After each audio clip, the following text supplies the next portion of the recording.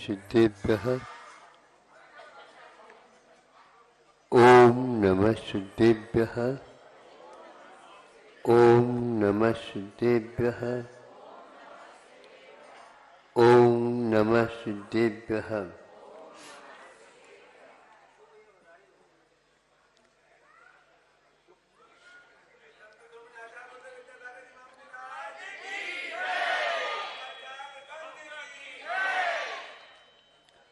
तीर्थंकर जितने भी होते हैं वो सारे अपढ़ होते हैं। आप लोग पढ़े लिखे हो और तीर्थंकर अपढ़ होते, यानी उनकी पढ़ाई कहीं भी नहीं होती और आगे भी ऐसा ही रिकॉर्ड रहेगा। जिसको कुछ समझ में नहीं आता उसको समझाने का विधा है विद्यालय में जाकर ये करो, किंतु उन्हें उस अवस्था में रह करके अच्छे अच्छे उलझी हुई समस्याओं को भी वे अपढ़ हो करके सबके समाधान दे देते हैं। बड़ा अद्भुत है यह युग। एक प्रकार से वैज्ञानिक युग माना जाता है। इसी के ऊपर उसका व्यक्तित्व निर्धारित या पहचान किया जाता है। देवों में भी कहीं सुनने में मिलता नहीं, वो भी पाठशाला या विद्यालय जाते हो। इतना अवश्य आ जाता है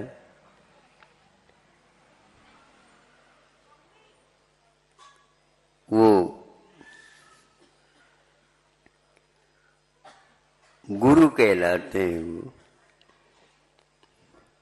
स्वर्ग में बृहस्पति ये वार के ऊपर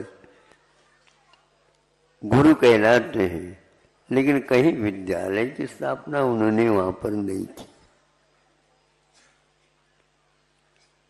इतना अवश्य है उनका विशेष क्षोभम होता होगा, इसलिए उनको बृहस्पति कह करके पुकारते हैं। और कहीं कहीं पर कवि लोग काव्यों में बृहस्पति का नाम याद करते हैं, जहाँ पर उनके लिए भी हे भगवान आपकी गुणानुवाद करने में अक्षमता हो गई। यानी वो बृहस्पति भी यदि चाहे भगवान के गुणगान पूर्ण नहीं कर सकता। ऐसा आपका व्यक्तित्व है, फिर भी आप पढ़े लिखे नहीं रहे। हाँ,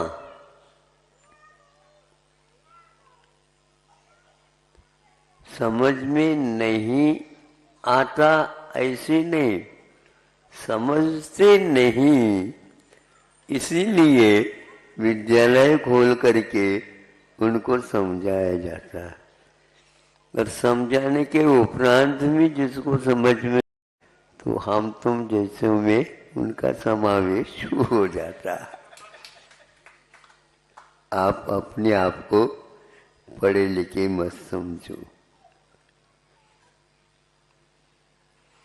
एक हाइकू बहुत दिन पहले लिखा था, उसमें से कुछ इसमें हम तथ्य समझ सकते हैं। किसी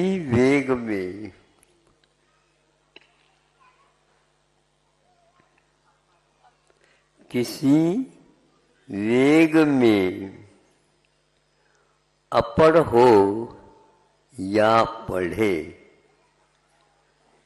अपढ़ हो या पढ़े, किसी वेग में दोनों समान है।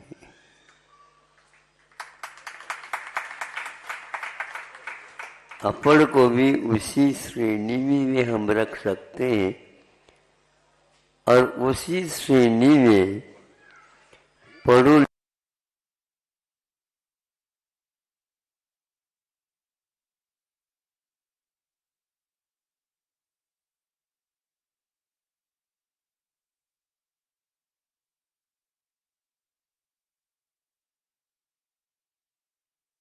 हैं और देखते रहते हैं, और इधर से जब हम तुम देखते हैं तो न ही उन व्यक्तियों की हम गिनती कर सकते हैं और न ही उनकी खिड़कियों में कौन खड़े हैं, दरवाजा में कौन खड़े हैं, और रेल के, सुन रहे हो आप, रेल के डिब्बे कितने हैं उनकी गिनती भी नहीं कर सकते, क्योंकि वह वेग में है।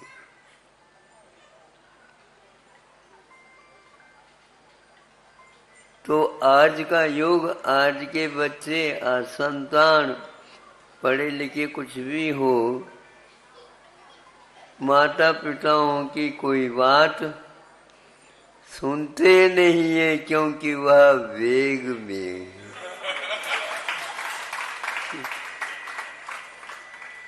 बहुत वेग में माता पिता सोचते भैया कुछ कहो नहीं तो इतने वेग में स्टेशन को भी पार करके चले न जाए।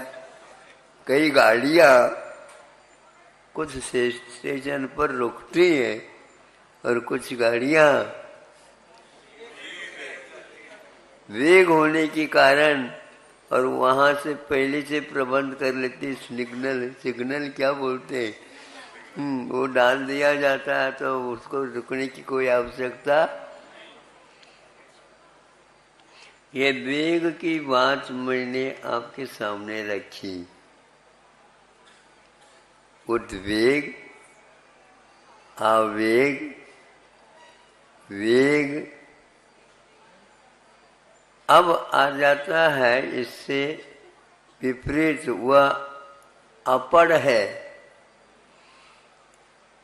और जिसके पास संवेग है, जिसके पास निर्वेग है, और वह उस संवेग के माध्यम से, निर्वेग के माध्यम से दूसरे को शांत कर सकता है, किंतु उद्वेग के माध्यम से शांत को भी अशांत किया जाता है। आप कौन सा कार्य कर रहे हो बताओ? ध्यान रखो, ज्यादा करोगे हमारा माथा तप जाएगा।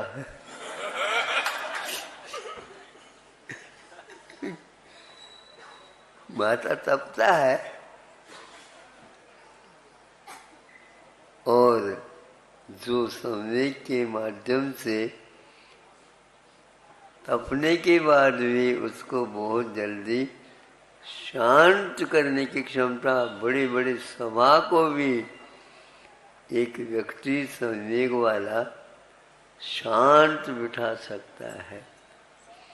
जहाँ पर समोचरण में सिंह भी बैठा है, गैया भी बैठी है।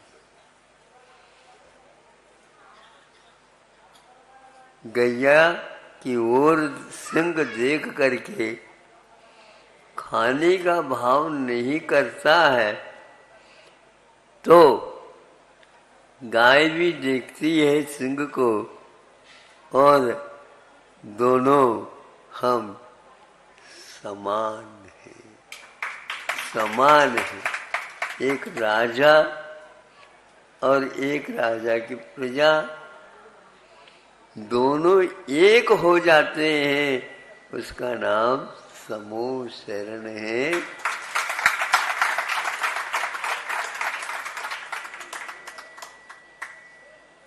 हमें कुछ करना नहीं, हमें ज्यादा कुछ पढ़ाई करना नहीं, बस वेग को देखते रहो। ड्राइविंग करने वाला चालक गाड़ी को चलाता है, स्वयं तो बैठा है, चला कहाँ रहा है? बिल्कुल गाड़ी चल नहीं रही है, भाग रही है, लेकिन इसके हाथ में संवेग आवेग का अभाव होने के कारण सारे के सारे हजारों यात्री विश्वास के साथ बैठी है। इतने वेग में कोई भी एक्सीडेंट हो जाए तो वो कैसे जाए? वह जागृत है। हमें जागृति की आवश्यकता है, हमें जागृति की आवश्यकता है, और पढ़ लिख करके हमें बैठने की हमें आवश्यकता नहीं। हमें तो शांत होने की आवश्यकता है। इसलिए जगत काय स्वभाव व संवेग वैराग्यार्थ, तो वह ज्ञान हमारे पास है, स्वभाव के रूप में है, किंतु उसमें नई वैराग्य फूट रहा है। विद्यालयों से आप आवेग, उद्वेग आदि आदि उसकी क्षमताओं जान सकते हो, किंतु आत्मा का स्वभाव क्या है इसके बारे में एक सेकंड भी खर्च नहीं करते आप लोग। और हमारे पास आकर के कहते हैं महाराज शांति दे दो, तो शांत बैठ जाओ तो शांति मिल जाएगी। बस आपके पास महाराज इसलिए हम आए, हम बैठे नहीं। आज सिटिंग का इतना महत्व नहीं है जितना कि भागम भाग का है। इतना भागम भाग है, उसको कोई हम समझ भी नहीं सकते। तो शांत बैठता है, उसको तात्कालिक उसका अनुभव होने लग जाता है। वैराग्य में खदबद नहीं होता,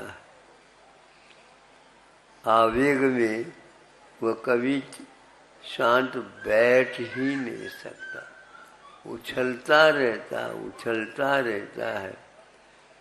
तो आज की विद्या उछाल सिखाती है। उछाल तो होना तो चाहिए, लेकिन एक पढ़ा लिखा होकर के उद्वेग में पड़ जाता है और अपढ़ है और वह संवेग की ओर आ जाता है। वह मिथ्या को घना बनाता जा रहा है, और यह सम्यक दर्शन को और घना आस्था को और मजबूत बनाता चला जाता है। इसलिए ऐसे विद्यालयों की ओर तीर्थंकर और उनकी संतान आदि नहीं जाती है। यदि जाती भी है तो क्षत्रियता का कुछ पाठ उन्हें दिया जाता है। यही एकमात्र जो व्यक्ति अशांत होकर के दुशांत को भी अशांत बना रहा है, उसके लिए क्षत्रियता काम करती है। तलवार इसलिए रखी है ताकि तुम्हारे उछल कूद शांत हो जाए। कैसे हो? यहाँ ला करके रख दो।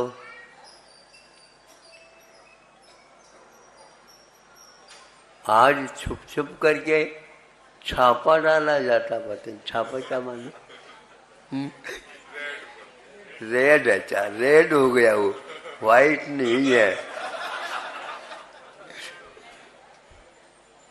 आप उसको रेड रखा है इसलिए निकाल दो, रख दो। और पहले क्या करते थे? पहले से ही नियम दिलवा देते थे। तो ये वो क्या कहता, व्यापारी व्यापार करके आ जाता है, लेकिन मौलिक जो कोई भी वस्तु है उनको वह अपने पास न रख करके राजकोष में ही वह जाए, राजा के सामने भेंट के दे। बरसों व्यापार करके आते हैं, जहाज भर भर करके लिए आते हैं, किंतु ये सब भगवान राजा को भी भगवान प्रभु दीनानाथ ये कह करके ये सब आपका है, तो वो चुन करके राजकोष में पहुंचा देता। राजा हीरा मोती माणिक इत्यादि को पहन तो लेता है, लेकिन पहनाव के अलग है, और राजकोष में जो रखा जाता है वहां पर ताला लगा दिया जाता है, लेकिन चाबी कभी भी नहीं रखता। कौन? राजा। क्योंकि उसके पास तो तलवार और ढाल रहता है, पढ़ा लिखा नहीं रहता, इसलिए अपने आप ही राजा का काम हो जाता है।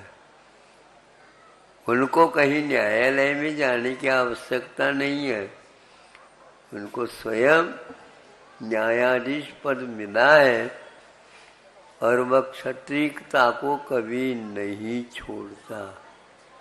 पर बढ़िया लोग क्षत्रियता का रहस्य नहीं समझते। सुन रहे हो? हाँ, आप तो केवल तोलना जानते हैं, और तोल में भी यदि मान लो और कमाई ज्यादा करना है, डंडी मारना चाहिए।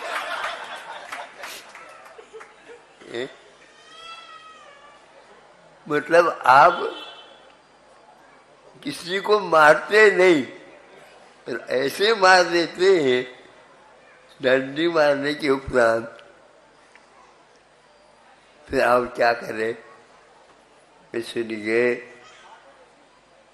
सम्यक दर्शन की प्राप्ति के लिए बार बार मैं कहता हूँ, सम्वेग निर्वेग की आवश्यकता है, वेग को कम करने की आवश्यकता है, और शांत बैठने से ही बुद्धि लब्धि प्राप्त हो जाती है।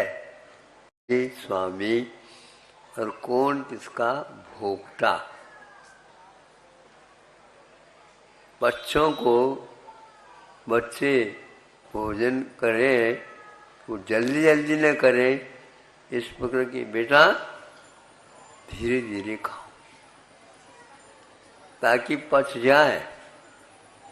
हाँ, दांतों का काम यदि आंतों को दोगे तो दांत बहुत जल्दी गिर जाएंगे, और आंत के ऊपर ज्यादा जोर पड़ेगा।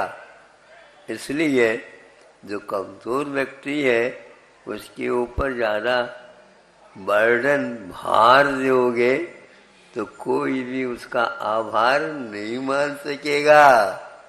ये गलत बात हो रही। तो इसलिए पढ़ा लिखा भी यदि आवेग में आ रहा है उससे आप बचो। यही आर्यों के साथ संगति रखने के लिए हमें उपदेश दिया गया है। आर्य के साथ संगति रखो, आवेग वालों के साथ संगति नहीं रखो, क्योंकि उससे आपका भला कुछ भी नहीं होने वाला है। संगति अच्छी बनाए रखो। इसीलिए कहा तो वह पढ़ाई जो हो रही है और कोई संगति उसमें मिलती ही नहीं, सब विसंगतियां, पिताजी माँ आदि शांत है और आज युवा शक्ति अशांत है। इतनी अशांत है इसको हम कह नहीं सकते। तो स्वर्गों में भी हमेशा विशुद्धि ऊपर ऊपर बनी हुई रहती है, इसलिए उनको पाठशाला की कोई आवश्यकता नहीं होती है। और जो पढ़े लिखे होकर के इधर उधर के बातें करने वाले, उनके कारण अशांति फैल जाती है। इसके लिए रखा है जो वृत्ति बना है वह वृत्ति बनने के उपरांत शांति के साथ रहे तो उसका चारित्र ज्यों का त्यों बनाए रह सकता है। किंतु जो व्यक्ति इससे विपरीत चलता है तो वह अशांत स्वयं भी है। ऊपर ऊपर जाओ तो वेग कम रहता है, उसमें भी यदि मान लो वेग रहता है तो आचार्य कहते हैं वह उसकी कमी है। तो जो व्यक्ति शांत बैठा है सम्यक दर्शन को प्राप्त कर सकता है। जो वेग में बैठा है पढ़ा लिखा होकर के भी उसे वह सम्यक दर्शन प्राप्त नहीं होगा। इतना ही आज का कहना है। कल का क्या पता, ये आकुलता अभी क्यों लगाए, क्या है।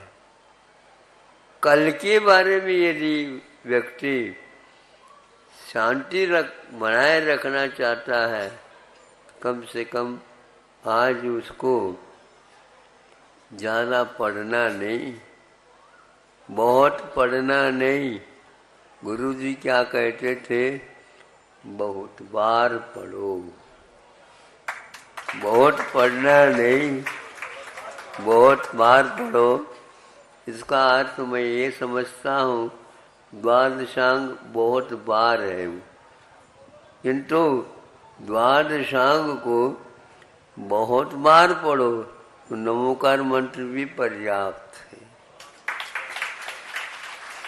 इसलिए आप लोग वेग, उद्वेग, आवेग से बचियो, संवेग और निर्वेग के साथ अपना जीवन व्यापन करो। अहिंसा परमो धर्मः।